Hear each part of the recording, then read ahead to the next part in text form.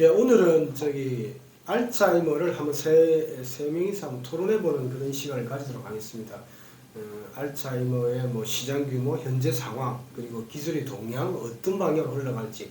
그 알츠하이머는 지금 이제 만약에 지금 제대로 된 약이 없어요. 그 만약에 약을 제대로 개발한다면은 뭐 주가도 뭐 많이 주가 폭발적으로 올라갈 수도 있죠. 그래서 전부 다 빅파마도 그렇고 바이오 벤처도 그렇고 지금 뭐 열정적으로 지금 하고 있는데 그게 동향이 뭔지 한번 알아보는 시간을 가지도록 하겠습니다. 우리 강혜연 고문님 나오셨고요. 그 다음에 조성기 고문님 나오셨습니다.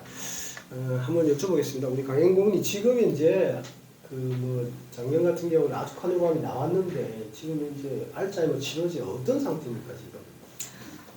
작년에 나오기는 했는데 지금 현재 이슈가 미국에서 미국 CMS가 이제 보험 급여 인정에 대한 걸로 그 임상에 참여한 사람만 좀 한정을 짓겠다라는 초안이 나온 상황이고요.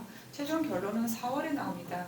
그래서 이제 아두카누맘 같은 경우는 매출액을 사실 2021년도보다는 이 보험 급여 인정 이게 좀 확정되고 나서 그 이후에 매출액이 이제 어떻게 될 것인가라는 게 시장에서 좀 관심이 많았는데 아무래도 이게 제한적이다 보니까 환자의 접근성도 좀 많이 떨어질 것이다. 좀 이런 게 얘기가 있고요.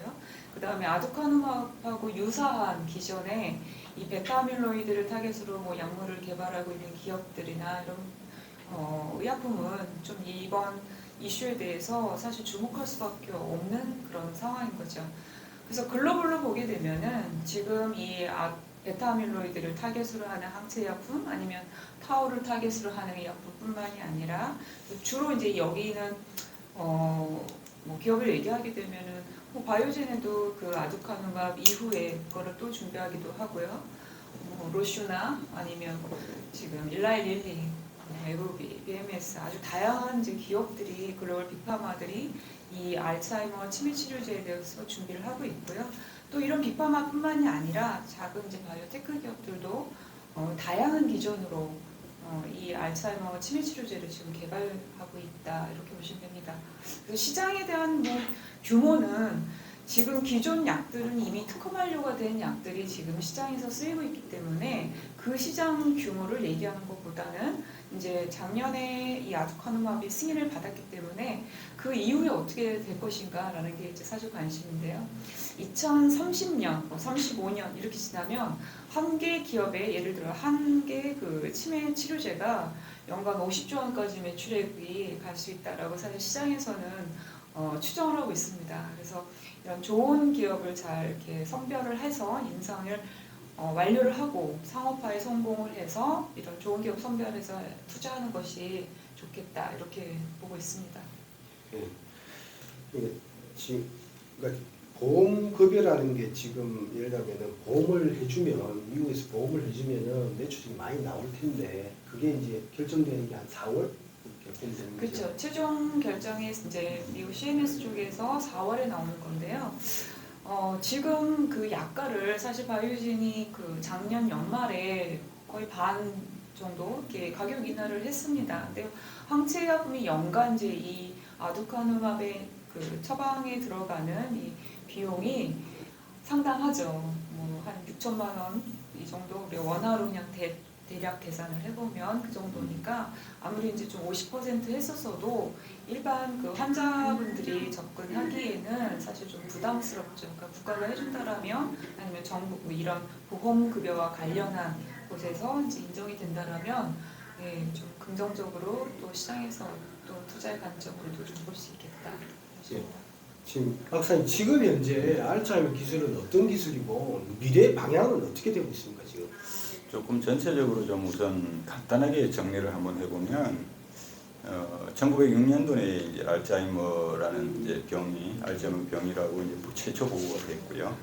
그 다음에 90년대 말 2000년대 초반까지 대증요법 이런 방법도 돼 있었고 그 이후에는 이제 그러면 알츠하이머 원인이 뭐냐? 그러다가 이제 베타아밀로이드, 타우, 가설 이런 부분의 힘을 충분히 쭉 받아왔고요.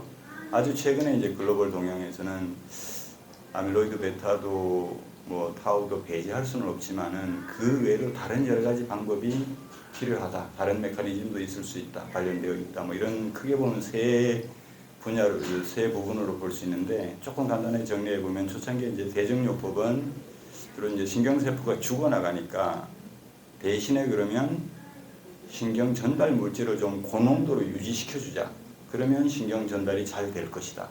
그래서 이제 나온 것이 아치틸콜린 분해 효소를 억제하는 방법. 그 다음에 신경세포가 너무 과잉 흥분되는 것을 약간 억제하는 방법. 이런 쪽으로 이제 약물이 다 나왔고요. 지금도 그 아주 잘 쓰이고 있죠.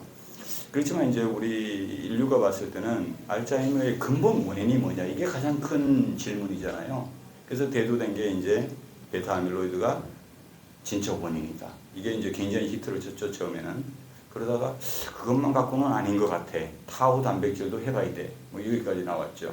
그래서 이게 이제 대세를 이루면서 지금 아마 임상 3상에 내지는 또 뭐 작년에 허가받은 것도 이제 베타 아밀로이드에 관한 항체 의약품이죠. 결국은 그쪽 분야로 먼저 갈 것 같고요. 그래서 뭐 작년에 하나 나왔고 이제 금방 또 아마 제2, 제3의 이제 베타 아밀로이드를 타겟으로 하는 항체 의약품이 나올 것 같고요. 물론 이제 뭐 우리 강 고모님이 잘 그 리뷰를 하고 계시지만, 근데 이제 최근에 연구 동향을 보면은 그것만 갖고는 만족스럽지 못할 수도 있다.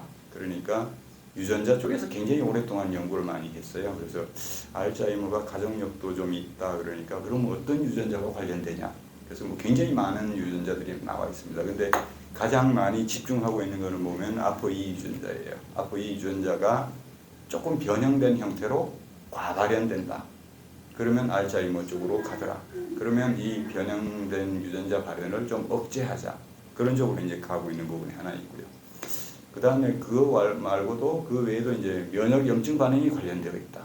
그러면 그걸 어떻게 조절할 거냐. 특히나 이제 우리가 이 브레인 안에서 일어나는 일이기 때문에 뭐 여러 가지 또 복잡한 메커니즘이 있을 수 있죠. 최근에는 이제 결국은 물질 대사, 특히 뭐 당뇨병 메커니즘하고도 좀 일부 연동되어 있다. 이런 부분까지 나오고 있고요. 또 하나 측면은 이제 원인 물질도 원인 부분도 굉장히 중요하긴 하지만 지금 당장 뭐랄까 죄송합니다. 신경 전달이나 신경을 좀 개선시킬 수 있는 방법이 아주 짧게 보려면은 신경세포를 보호한다든지 아니면 시냅스를 좀 이렇게 신경세포와 신경세포의 연결을 좀 강화시켜주는 그런 방법이 먼저 필요하지 않겠느냐, 그런 쪽도 지금 가고 있고요. 좀 길게 보면 이제 우리가 BBB라고 해서 혈관에서 뇌 안으로 들어가는 그 장벽이 있는데 그 장벽을 넘어가는 기술, 뭐 이런 것도 지금 제형이나 그 델리버리 쪽에서 많이 관심을 가지고 있고요.